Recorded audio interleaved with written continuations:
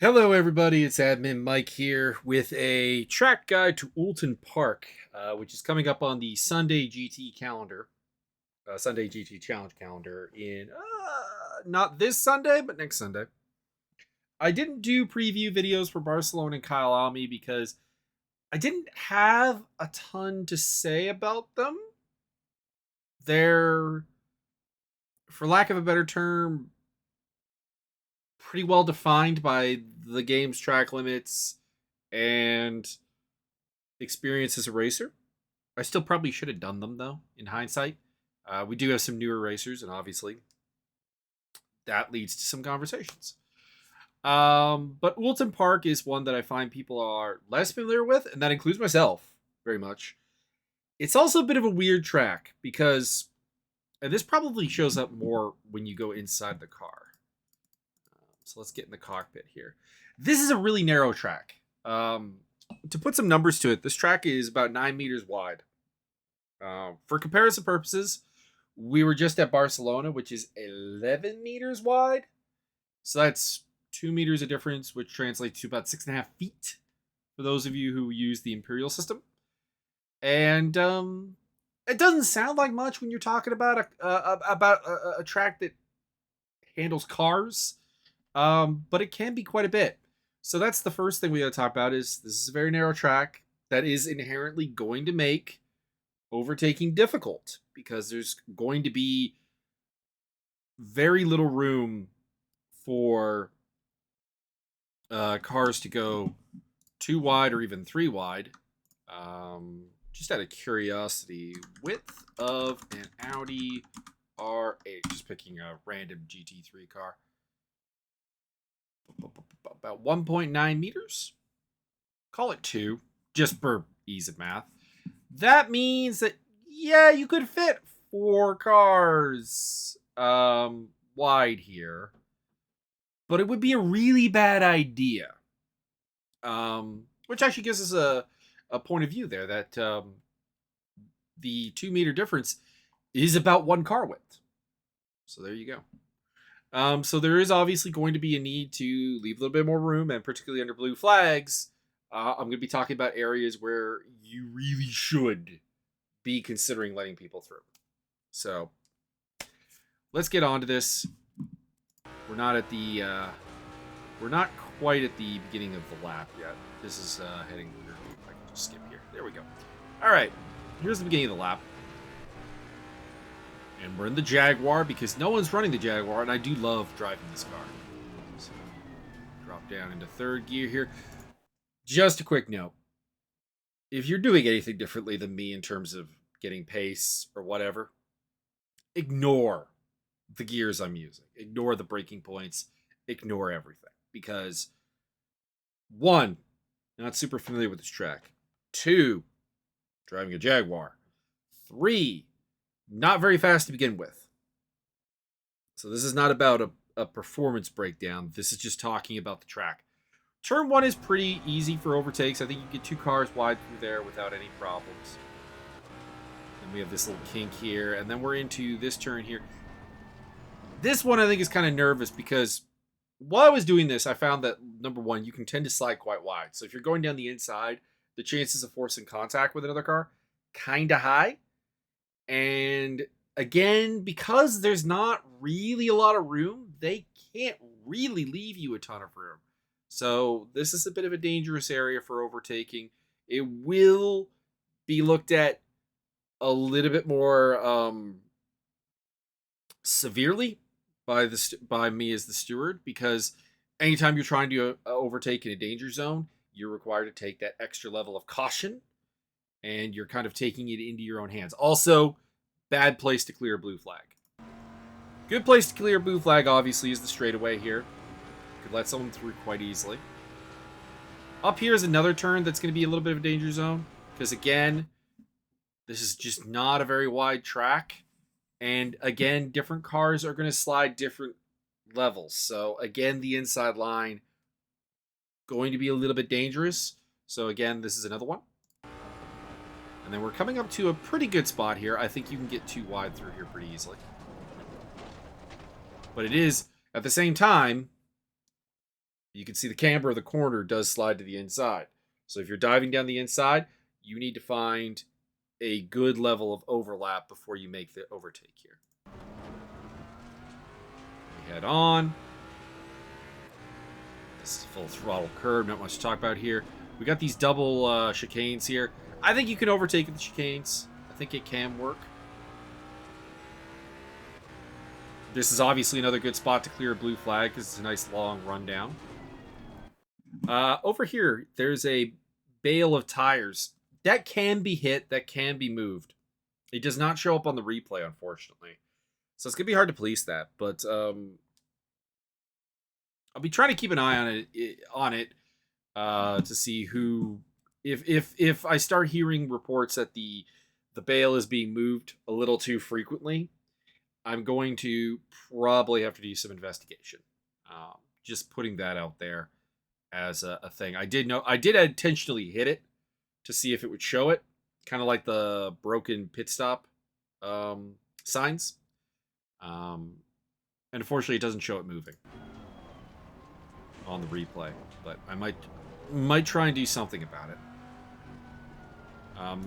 Another kind of bad overtaking zone here, just because of how the car slides around. I wouldn't really recommend it here.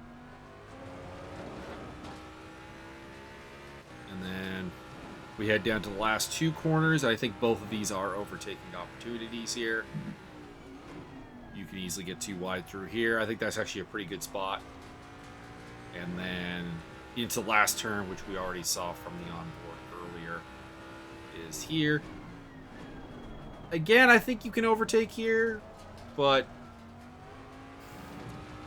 I wouldn't say that there's a really great opportunity to overtake here in general, just because of how narrow the track is. I think you definitely need to get, for almost any overtake, you're going to need that third car length of overlap.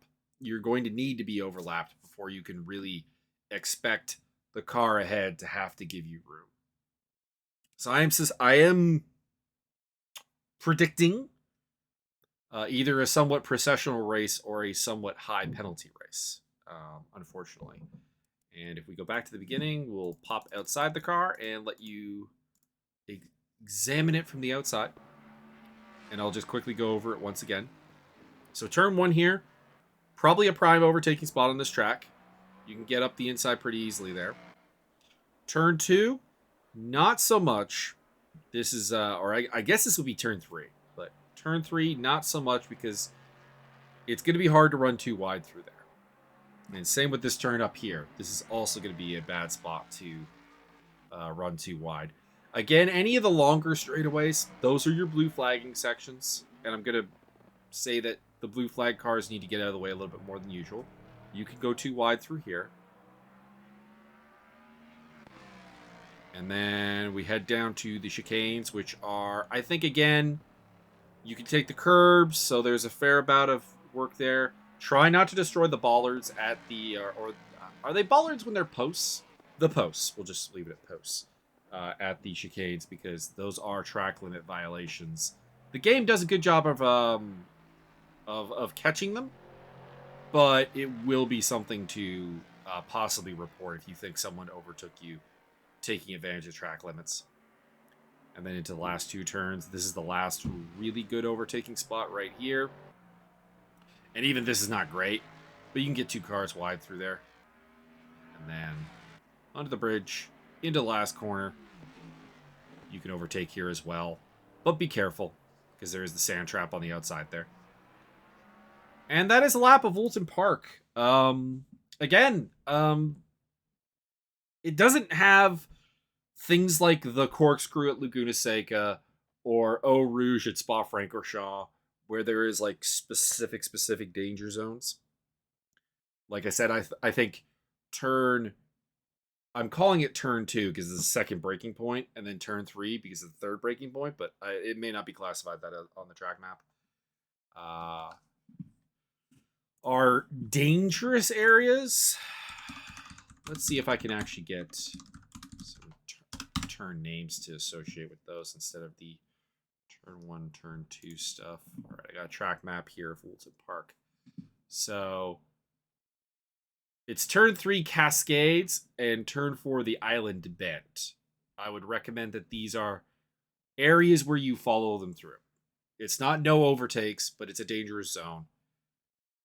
Whereas turn 1, which is the Old Hall corner, and turn 5, which is the Shell Oils corner, these are good areas.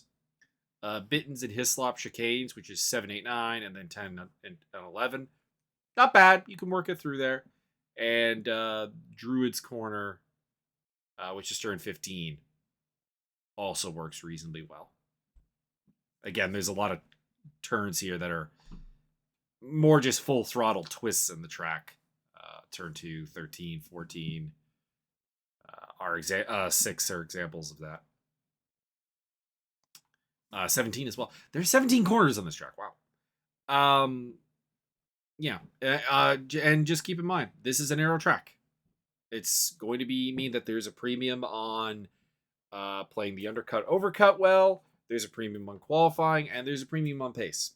And you really do not want to make contact or force your way to the back of the grid in any way, because if you do, you're going to pay significant prices. So be careful, and let's try to have a cleaner run than we did at Barcelona, where lap 1 was terrible.